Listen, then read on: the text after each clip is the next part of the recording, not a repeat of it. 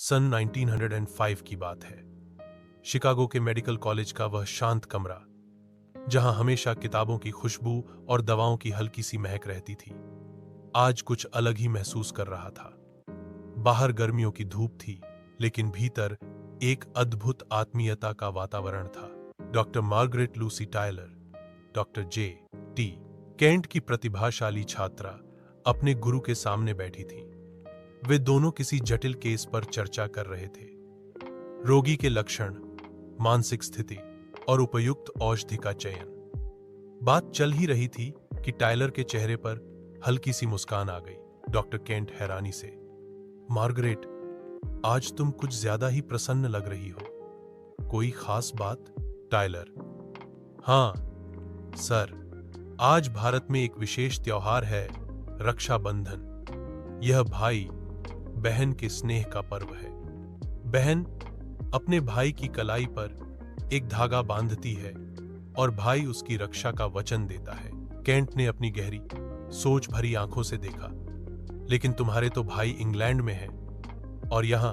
Tyler ने धीरे से अपनी थैली से एक सुंदर रेशमी धागा निकाला, सुनहरी किनारों वाला, जिसमें लाल रंग की चमक थी।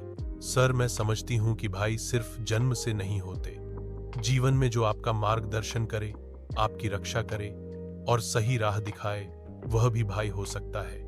मेरे लिए आप न सिर्फ गुरु हैं, बल्कि एक भाई के समान भी हैं। केंट के कठोर, अनुशासन प्रिय चेहरे पर एक दुर्लभ कोमलता आ गई। तुम्हारा यह भाव मेरे लिए सम्मान है, मार्गरेट। मार्गरेट ने धीरे से उनकी कलाई पर राखी बांधी और मन ही मन प्रार्थना की, ईश्वर इन्हें सदैव स्वस्थ और सुरक्षित रखे और इनका ज्ञान दुनिया के कोने कोने तक पहुंचे। केंट ने अपने गहरे स्वर में कहा, मैं वचन देता हूं कि अपने ज्ञान और अनुभव से हमेशा तुम्हारी रक्षा करूंगा, चाहे वह चिकित्सा में हो या जीवन के किसी भी संघर्ष में। उस दिन गुरु शिष्या का रिश्ता एक नए रूप में बदल गया। एक ऐसा संबंध जो खून का नहीं, बल्कि सम्मान, कृतज्ञता और आत्मीयता के धागों से बंधा था। बाहर गर्म धूप थी, पर उस कमरे में एक पवित्र स्नेह की ठंडक फैल चुकी थी।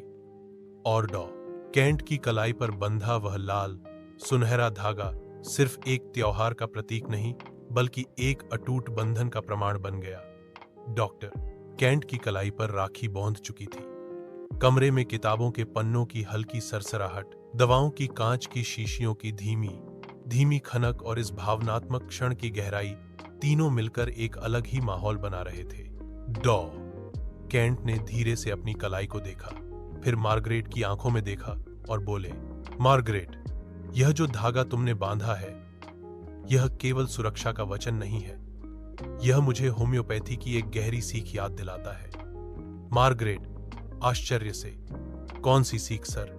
केंट ने अपनी पुस्तक lectures on homeopathic materia Medica को धीरे से खोला और पन्ना पलटते हुए बोले, देखो, जैसे भाई और बहन अलग अलग होते हुए भी एक दूसरे की जिंदगी को पूरा करते हैं, वैसे ही कुछ औषधियां होती हैं जिनका रिश्ता पूरक, कॉम्प्लीमेंट्री होता है। उन्होंने पन्ना रोकते हुए कहा, उदाहरण के लिए कलकारिया कार्बोनिका और सिलिसिया को लो। कैलकेरिया एक बड़े भाई की तरह है, मजबूत निम्ब तैयार करता है, सुरक्षा देता है, स्थिरता लाता है, लेकिन वह कभी कभी भारी और धीमा भी हो जाता है। वहीं सिलिसिया छोटी बहन की तरह, जो उसी नींव पर कोमलता, निखार और स्थायी मजबूती देती है। जब कैलकेरिया थक जाता है, सिलिसिया उसका अधूरा काम पूरा करती है। दोनों का संबंध ऐसा है कि एक की ताकत दूसरे की कमी को भर देती है। मार्गरेट मुस्कुराते हुए, तो आप कह रहे हैं कि हमारे बीच भी यही रिश्ता है? केंट हल्के से हंसे, हाँ बिल्कुल, मैं शायद वह कैलकेरिया हूं, तुम्हें दिशा देने वाला, आधार देने वाला, और तुम वह सिलिसिया हो जो अपनी कोमलता के साथ इस आधार को सुंदरता और गहराई देती हो।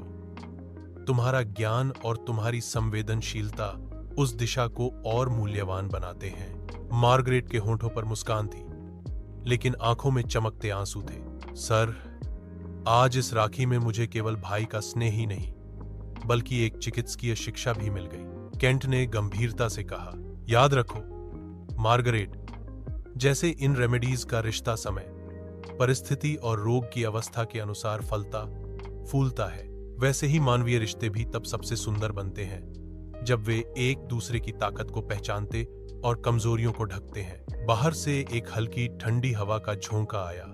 खिड़की से आती धूप राखी के सुनहरे धागे पर पड़ी और वह ऐसे चमक उठा मानो किसी अदृश्य शक्ति ने इस पवित्र बंधन को आशीर्वाद दे दिया हो।